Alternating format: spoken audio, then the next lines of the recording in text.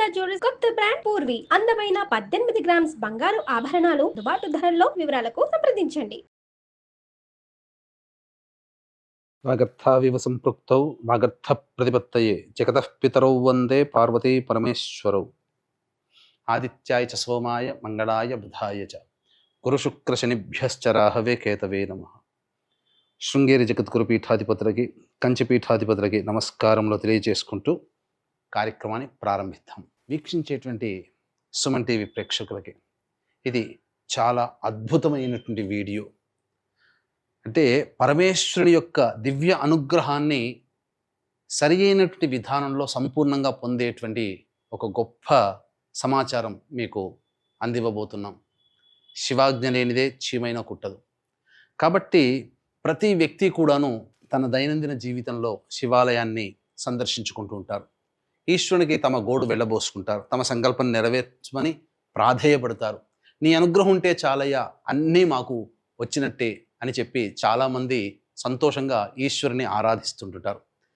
ఈ ఆరాధించే క్రమంలో శివాలయానికి చేరుకోగానే ముందుగా ఏ దేవాలయానికి వెళ్ళినా ప్రదక్షిణ అనేటువంటిది చేస్తారు. సవ్య దిశలో ప్రదక్షిణ మొదలు పెడతారు. ధ్వజస్తంభం దగ్గర నుంచి మొదలుకొని కుడివైపుగా అలా వెళ్ళి మళ్ళీ ధ్వజస్తంభం దగ్గర చేరుకుంటారు. ఇలా ఎవరి కోరికను అనుసరించి 3 సార్లు, 7 సార్లు, 9 సార్లు, 11 సార్లు, 18 సార్లు, 108 సార్లు ప్రదక్షిణ ఇలా చేసుకుంటుంటారు. అయితే ఏ యొక్క దేవతకి కూడా లేనటువంటి విభిన్నమైనటువంటి ప్రదక్షిణ విధానము పరమేశ్వరునికి సొంతం. దానినే చండీశ్వర ప్రదక్షిణ అని అంటారు. అయితే వీక్షించేటువంటి ప్రేక్షకుల్లో చాలామంది కామెంట్లు పెట్టవచ్చు. ఏమని? ఈశ్వరుడు ఎలా అయినా కరుణిస్తాడు, ఇలా చేస్తేనే కరుణిస్తాడా, ఇలా ఎక్కడైనా ఉందా అని చెప్పి అంటుంటుంటారు. ఒక్క విషయం చెబుతాను. మనం ఏదైనా వృత్తి, ఉద్యోగ, వ్యాపారంలో మనం ఉన్నామనుకోండి, మన ఇంట్లో ఉన్నట్టుగా బనీను, లుంగి కట్టుకొని లేదా సంబంధించినటువంటి షార్ట్స్ వేసుకొని ఆఫీస్కి వెళ్ళం కదా. ఫంక్షన్స్కి వెళ్ళినా ఏ ఫంక్షన్ వెళ్తామో, ఎలా ఆఫీస్కి వెళ్తామో ఒక క్రమ పద్ధతిలో వెళతాం కదా. అలాగే ఈశ్వరునికి కూడా శాస్త్రంలో చెప్పబడి ఉన్నటువంటిది చండీశ్వర ప్రదక్షిణ. ఇక ఆలస్యం చేయకుండా ఈ చండీశ్వర ప్రదక్షిణ ఏ విధంగా చేసుకోవాలి? ఎందుకంటే పవిత్ర కార్తీక మాసంలో అందరూ కూడా ఈ చండీశ్వర ప్రదక్షిణ చేస్తారు. అలాగే మాఘమాసంలో, వైశాఖ మాసంలో ఒకటా అని కాదండి, మనకు ఎప్పుడు ఈశ్వరుని దగ్గరికి వెళ్ళినా ఈ చండీశ్వర ప్రదక్షిణ తెలుసుకొని విధానంగా గనక చేసుకున్నట్లయితే పరమేశ్వరునిగా చండీశ్వరుని ప్రదక్షిణ ఒక ప్రదక్షిణ జరిగితే 10,000 సార్లు కైలాసము చుట్టూ ప్రదక్షిణ చేసినటువంటి పుణ్య ఫలితం మనకు దక్కుతుంది. కాబట్టి ఇటువంటి అద్భుతమైన విషయాన్ని మీరు తార్కికంగా ఆలోచించకుండా దైవానుగ్రహానికి పాత్రలు కాదలిచిన వాళ్ళు చక్కగా ఈ వీడియోని 10 మందికి తెలియచేయండి. వాళ్ళు పొందిన పుణ్యంలో మీకు ఆ భగవంతుడు మీకు వేస్తాడు. కర్త కారయిత్వ ప్రేరకశ్చ అనుమోదక. కర్త అనగా చేసినవాడు, చేయించినవాడు, ఆ పనికి ఆమోదం తెలిపినవాడు, ఆ పనికి కారకుడైన వాడు, వీళ్ళందరికీ సమభాగంలో ఫలితమే, పాపంలోనైనా పుణ్యంలోనైనా. ఇది పుణ్యకార్యం అండి. 10 మంది తరించే అద్భుతమైనటువంటి ఈశ్వరునికి సంబంధించిన చండీశ్వర ప్రదక్షిణ. ముందుగా చక్కగా శుభ్రమైనటువంటి వస్త్రములు ధరించి దేవాలయానికి చేరుకోవాలి. దేవాలయానికి చేరుకునే కాళ్ళు, చేతులు, నోరు, ముక్కు, చెవులు ఇవన్నీ కూడాను శుభ్రపరచుకోవాలి. తదనంతరం ఈశ్వరుని దగ్గరికి వెళ్ళాలి. వెళ్ళిన తర్వాత ధ్వజస్తంభం దగ్గర, ఇది మనకు చూసినట్లయితే మనకు ఎడం వైపు ఉంటుంది, ఇక్కడ కుడివైపు ఉంటుంది. కానీ పరమేశ్వరునికి ఇది కుడివైపునే. కాబట్టి ధ్వజస్తంభం దగ్గర మనం నిల్చున్నాం అనుకోండి, మనకు ఎడమ వైపు గుండా దేవాలయంలో గర్భగుడిలోకి ప్రవేశం చేసి అప్పుడు ఆ పరమేశ్వరునికి నమస్కారం చేసుకొని నందికి ఒకసారి చెప్పుకోవాలి, నేను ఈశ్వరునికి సంబంధించిన చండీశ్వర ప్రదక్షిణ చేసుకుంటున్నాను, కాబట్టి నాకు ఆ భగవంతుని అనుగ్రహం అతి త్వరగా కలిగి నా యొక్క సంకల్పం నెరవేర్చే విధంగా నా మాటను నీ మాటగా చెప్పు నందీశ్వర అని చెప్పి నందికి నమస్కారం చేసుకొని ఏ విధంగానైతే మనం లోపలికి వెళ్ళామో మళ్ళీ అదే విధంగా బయటికి రావాలి. ఎందుకంటే నందికి ఈశ్వరుడికి మధ్యన మనం దూరకూడదు, అది అపవిత్రం అని చెప్పవచ్చు. ఆ విధంగా బయటికి వచ్చిన తర్వాత ధ్వజస్తంభం దగ్గర ఈ విధంగా ఇక్కడ నుంచి ప్రారంభించి ఇలా మనం ఈశ్వరుని దేవాలయం చుట్టూ ఇలా చేరుకొని దేవాలయానికి గర్భగుడికి బయట ఈ అభిషేకం చేసిన జలం అంతా కూడాను బయటపడే ప్రదేశం ఉంటుంది. అక్కడ చండీశ్వరుడు ఉంటాడు. విగ్రహం లేకపోయినా అదే చండీశ్వరునిగా భావించి ఒక చప్పట్లు కొట్టి ఆ చండీశ్వరునికి నమస్కారం చేసుకొని ఇటువైపు మళ్ళీ ఇలా వెనక్కి వచ్చి మళ్ళీ ఈ ధ్వజస్తంభం దగ్గర నిలబడి ఆ ఈశ్వరుని దర్శనం చేసుకోవాలి. చేసుకొని మళ్ళీ ఈ ధ్వజస్తంభం దగ్గర నుంచి, అంటే లోపలికి వెళ్ళకూడదండి, ఇలా చండీశ్వరుని దగ్గర నుంచి ఇలా మనం బయటికి వచ్చి అపసవ్య దిశలో ధ్వజస్తంభం దగ్గరకు వచ్చి ఈశ్వరునికి నమస్కారం చేసి మళ్ళీ ఈ విధంగా మళ్ళీ చండీశ్వరుడి దగ్గరికి రావాలి. మళ్ళీ ఆ చండీశ్వరునికి ఒక నమస్కారం చేసి అప్పుడు ఒక చప్పట్లు కొట్టి మళ్ళీ అదే విధంగా వెనక్కి వచ్చి ఈ ధ్వజస్తంభం దగ్గరికి రావాలి. వచ్చిన తర్వాత అప్పుడు గర్భగుడిలోకి ప్రవేశం చేసి పరమేశ్వరునికి వినమ్రంగా నమస్కారం చేసుకొని మళ్ళీ ఈ విధంగా వెనక్కి రావాలి. మళ్ళీ నందికి ఈశ్వరుడికి మధ్యలో మనం వెళ్ళకూడదు. వచ్చిన తర్వాత ఇది ఒక ప్రదక్షిణ. ఈ విధంగా మనం 9 ప్రదక్షిణలు చేస్తే అది చండీశ్వర ప్రదక్షిణగా చెప్పబడుతుంది. అది ఒక చండీశ్వర ప్రదక్షిణ.